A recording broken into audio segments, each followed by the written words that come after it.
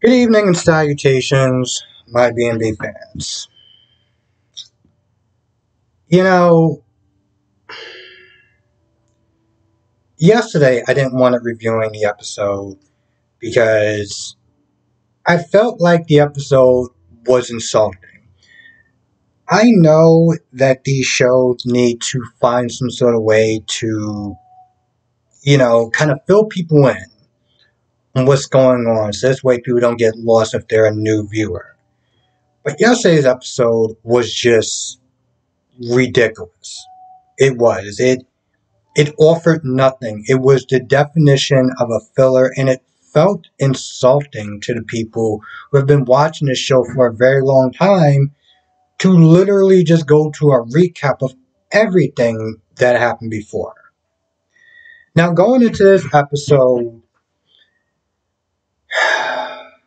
I don't know what to say about the Ridge and Thomas thing because this is one of those things where it's like, I'm new, right? So I can sit there and look at this scene and be like, well, he's understanding his faults. He is, understanding that he's in a bad cycle. He keeps doing the same things over and over again. And he keeps apologizing for them and apologizing for them and hoping that his dad is going to sit there and see the best in him each and every single time. So as a new viewer, I'm just like, well, you can sit there and give him a chance, see what winds up happening. The dude's back at work. You love him and stuff like that. Find a way to make it work. But so for somebody who has been watching the show for years, audience and stuff like that, I've been talking to, they're pretty much just like, this is just another merry-go-round. It's just another merry-go-round. Thomas does something, he screws up. His dad's upset with him, and then eventually he forgives him. And this cycle has been going on quite some time. So I can understand for people who've been watching the show for a very long time, looking at this scene like this is the definition of monotonous. Um, and that's literally what wound up happening in the scene. He apologizes, and Rich hugs him and pretty much forgives him. Now, Brooke and Hope, for the most part, had a very almost meaningless conversation because everything was just pointless up until the point where Brooke was sitting there talking about her attraction for bad boys and that she's happy that Hope doesn't have that.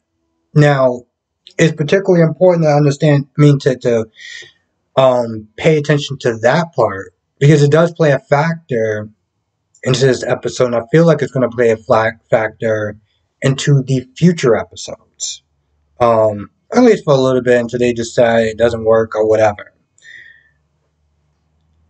So they're just pretty much talking about Thomas. And at some point, Thomas comes into, well, I guess the design room or whatever with Hope. And, you start talking about boundaries and stuff like that. And, Thomas is swearing up and down, no, listen, I'm cool. I'm not feeling anything. I'm not having a man moment. We'll just sit there and say. It's just on an up and up, just professional.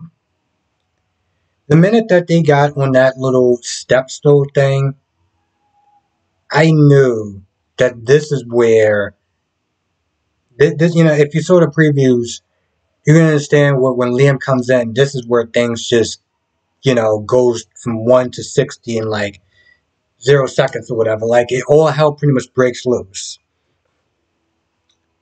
That's literally what ended up happening.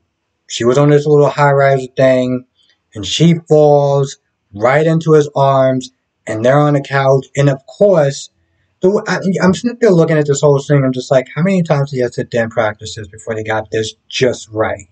You know? And of course, Liam comes in there and he sees Hope literally on Thomas's lap and freaks out. You know?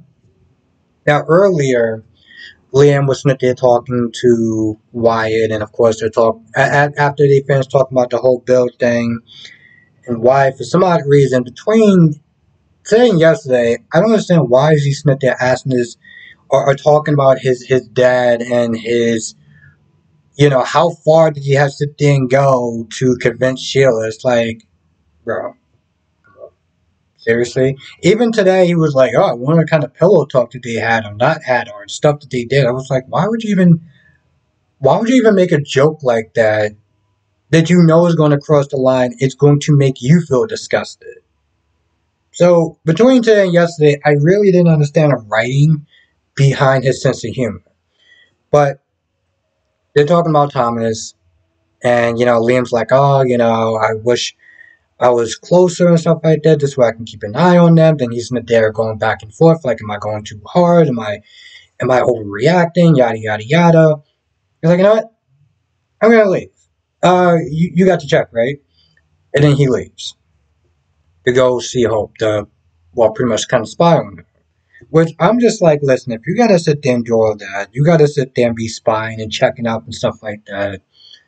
That's a problem right there. That is a problem. You don't if once the trust is gone, once the trust isn't there, everything else is just gonna flatline. You shouldn't have to sit there and worry about keeping tabs on your partner, the person you're in a relationship with. You just really shouldn't, because it's bad on both parties. It's bad on yourself because you shouldn't have to feel that way. You should be able to trust your partner. Also, it's insulting for the other person. If they're sitting there thinking, well, you trust me, so why are you sitting there keeping tabs on me? And you got to sit there and keep doing that, and that's an issue right there. So it doesn't work out for anyone when there's no trust. Um, Brooke also talked about her friendship with Taylor and stuff like that, and how nothing's gonna come between them because even though that Ridge is back, and I'm like, I feel like that's going to be eventually that's going to be tested. Now, I think yesterday, yeah, it was yesterday. One of the things that wound up happening yesterday, because I want to talk about this a little bit too. So Ridge is there talking to Taylor and Brooke, and I think Brooke was like, "Well, something happened between us," and at first he was like, "Oh." And I think Taylor's no, no, no, no, it's not that. We're just friends.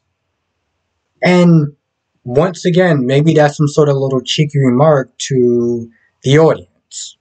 As far as for a very long time, a lot of people have been sitting there saying and thinking stuff like that, like, "Yo, are you two gonna get together?" Now, that's not gonna wind up happening because one is Dubai because they broadcast internationally, and Dubai is not about that lifestyle. And two, CBS. I mean, come on now. Yeah, you got an LGBT couple on Y&R, but I mean, come on, did he actually really show them? You know, even for the 50th anniversary, they're in the background. So even when they do actually allow them to have an LGBT couple, because of CBS, they're gonna pretty much just sit there and say, "Hey, we're about representation." Are we gonna get back to Mariah and Tess at some point? Maybe. Yeah, I think it's been like 4 weeks. I think we can sit there and bring it back now. So we all knew that they were not going to do anything with Taylor and Brooke. And to be honest, it's actually kind of a shame because I wanted to sit there and say it. I want to sit there and say it. But, apparently these people don't understand that it's 2023 and love is love regardless. So here we are.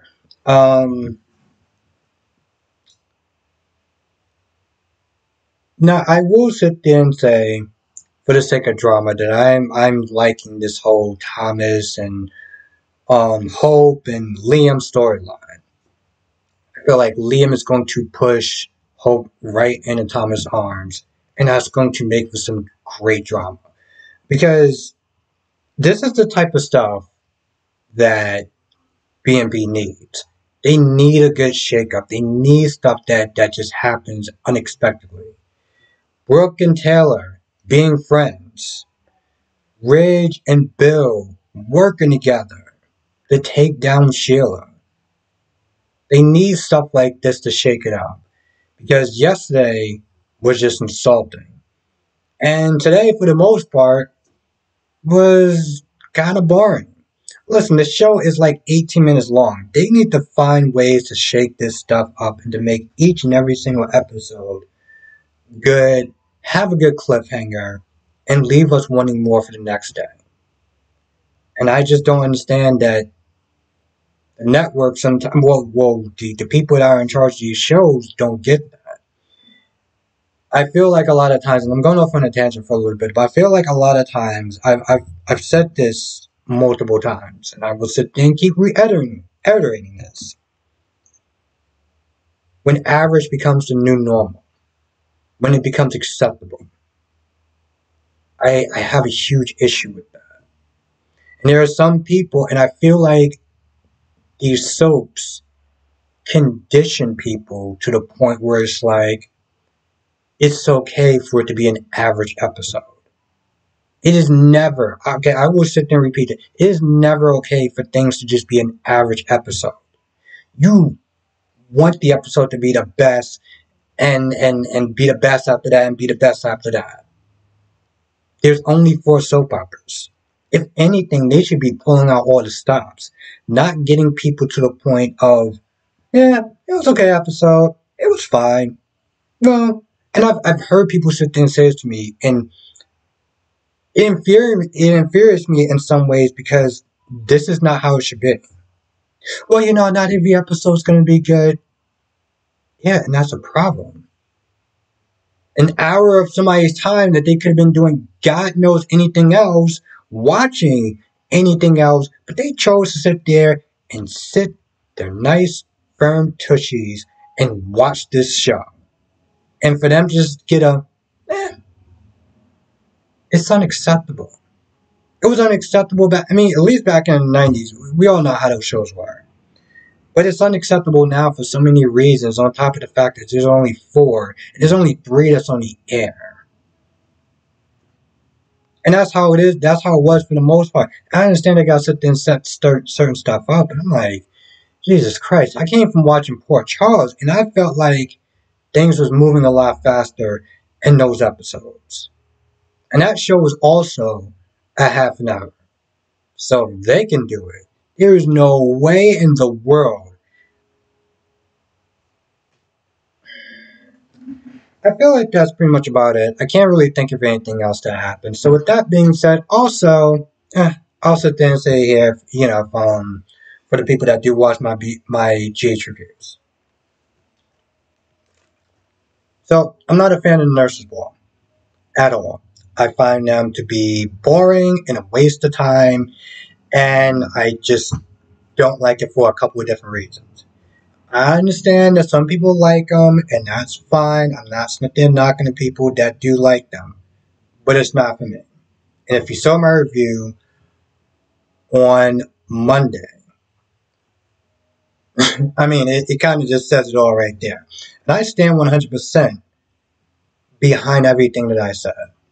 And also, if I see an episode like that, just in general on any show, and it gives me that type of feeling, I'm always going to sit there and be honest. But I know that GH usually don't have episodes like that when it's not the Nurses Ball and stuff. So I feel like until the Nurses Ball is over, I won't be doing reviews on General Hospital. Unless the episode, don't get me wrong, I'm still going to watch it. And if there's a good episode, oh yeah, I'm going to be sitting there talking.